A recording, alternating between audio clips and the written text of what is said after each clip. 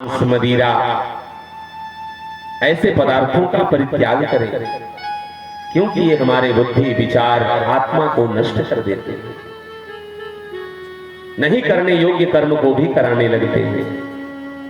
इसलिए इन बुराइयों का परित्याग करके जीवन में अच्छाई को धारण करना ही पुरुषार्थ है, मानवता है।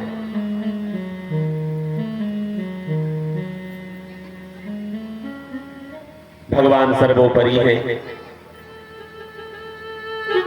वो हर जगह देख रहे हैं। भगवान से हम कुछ छुपा नहीं सकते। संसार को धोखा दे देंगे, लेकिन भगवान को धोखा नहीं दे सकते। अगर भगवान को धोखा दे रहे हैं तो समझिए कि अपने आप को धोखा दे रहे हैं।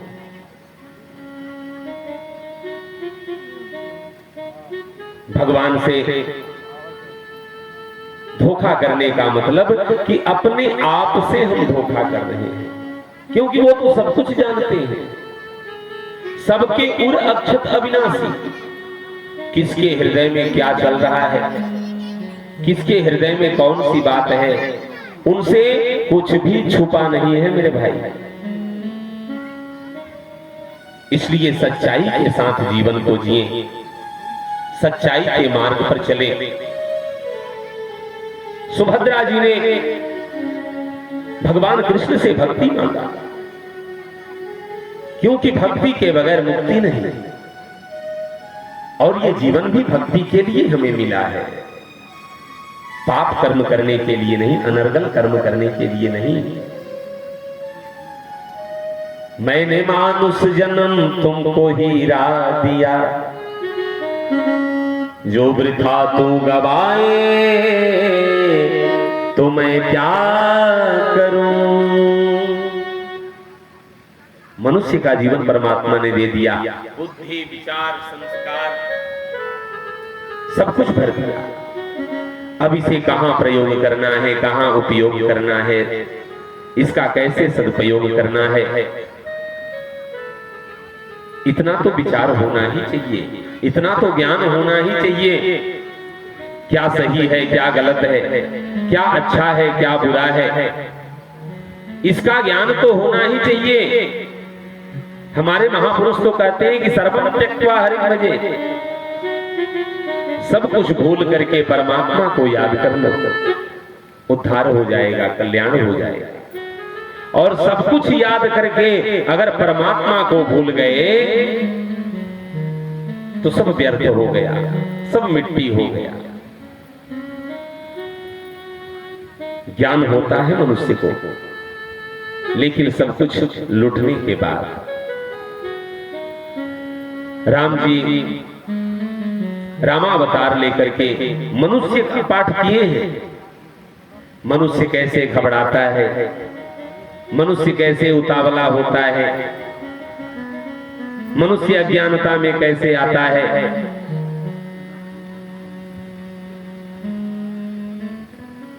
ये सारा अभिनय भगवान राम ने दिखाया है। क्यों?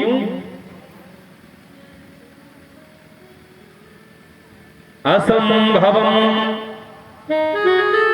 हेम मृगस्य जन्म तथापि रामो लुलुभे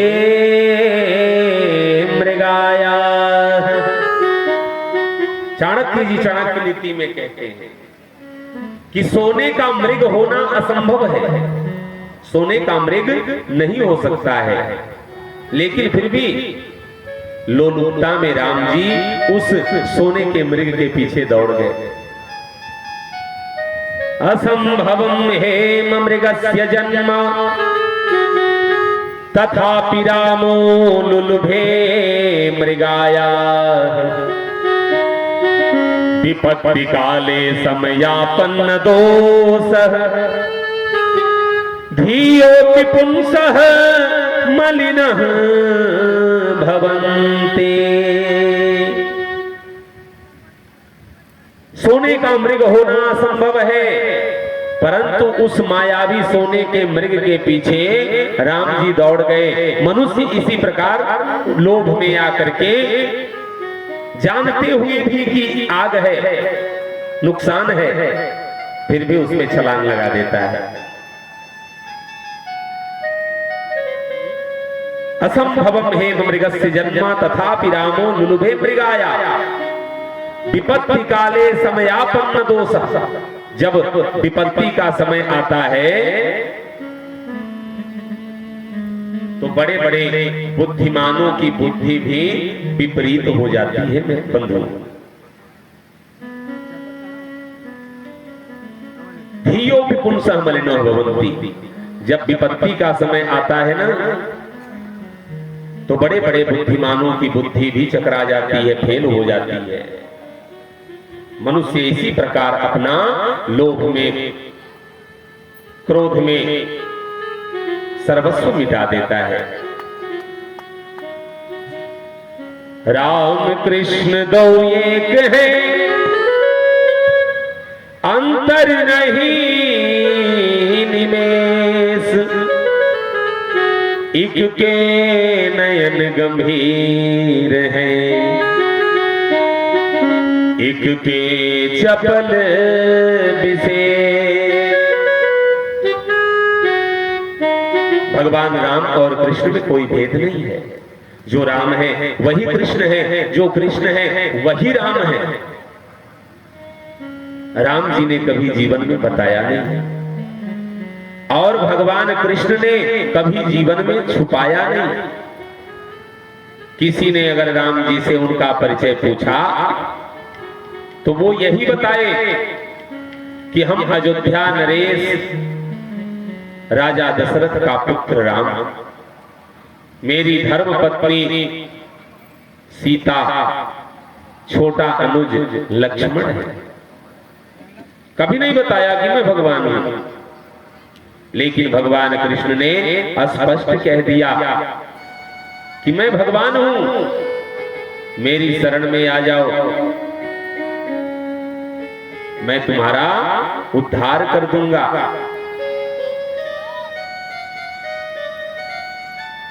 सर्वधर्मान परित्यज्य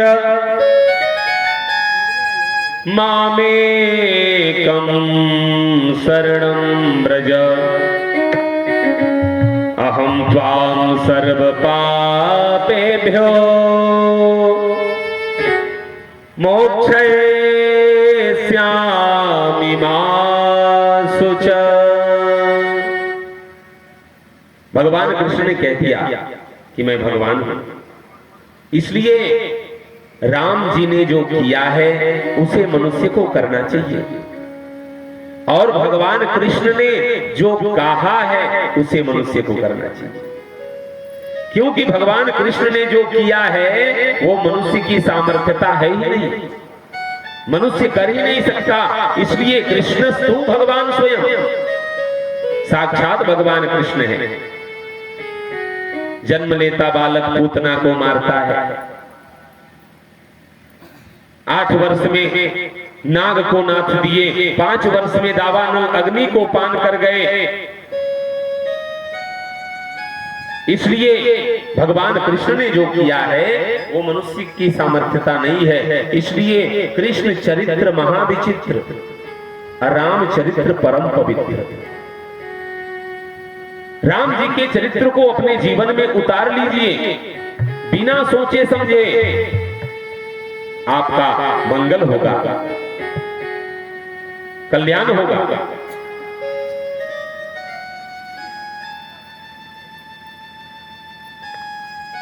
जिस रूप में आपका समर्पण हो,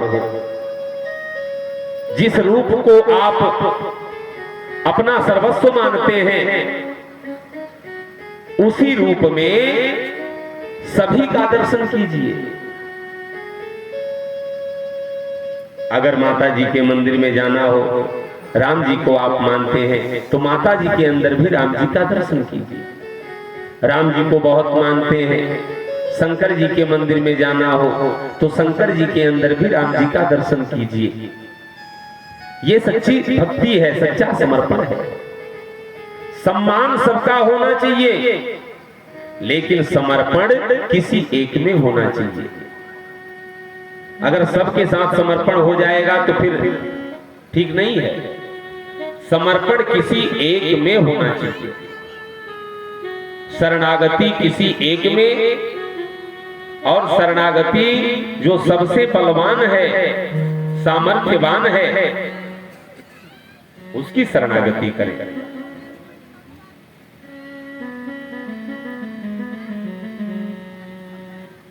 तो यह सुंदर संयोग आप सबको मिला है धर्म करने के लिए, सत्कर्म करने के लिए। जितना पुण्य अर्जित करना है, धर्म अर्जित करना है, इस यज्ञ से आप कर लीजिए, क्योंकि कर्म करने का अधिकार मानव को है। मानव चाहे तो सर्वोत्तम कर्म करके सर्वोच्च पद को प्राप्त कर सकता है। और मृत्यु लोक ही ऐसा जगह है जहां हम भगवान की भक्ति करते हैं, भगवान का जन्मोत्सव मनाते हैं, भगवान का पूजनोत्सव मनाते हैं, भगवान का आनंदोत्सव मनाते हैं। बाकी तो लोग सिर्फ भोगने के लिए हैं। वैकुंठ में भी आप जाएंगे ना, तो बस भगवान का दर्शन करो, चिंतन करते रहो। स्वर्ग में जाएंगे तो स्वर्ग का सुख भोगो, नरक में जाएंगे तो नरक की यातनाओं को भोगो। ये मृत्यु लोक ही ऐसा जगह है जहां हम भगवान के साथ खूब आनंद लेते हैं। भगवान का पूजन, जजन, भजन सब कुछ मृत्यु लोक में ही कर सकते हैं। तो यह बड़ा ही सुंदर सौभाग्य आप सबको प्राप्त हुआ है। इस समय आपके ग्राम बैरिया में श्री लक्ष्मी नारायण यज्ञ मंडप में मंत्रों के द्वारा 33 करोड़ देवताओं का आवाहन किया गया है। इस समय जो यज्ञ मंडप की परिक्रमा करते हैं तो पूरे ब्रह्मांड की परिक्रमा करने का फल उन्हें प्राप्त होता है। इसलिए ब्रह्म मुहूर्त में ही 4 बजे से परिक्रमा प्रारंभ कर दें। जितना हो सके 108, जितनी सामर्थ्यता शक्ति हो, शक्ति के अनुसार यज्ञ मंडप की परिक्रमा करें और जो भी हो दान पुण्य करें, धर्म करें। यह सौभाग्य कभी कभी जीवन में प्राप्त होता है, तो जब अच्छा समय मिले तो उस समय का सदुपयोग करना चाहिए। इसी में जीवन की सार्थकता है, कल्याण है।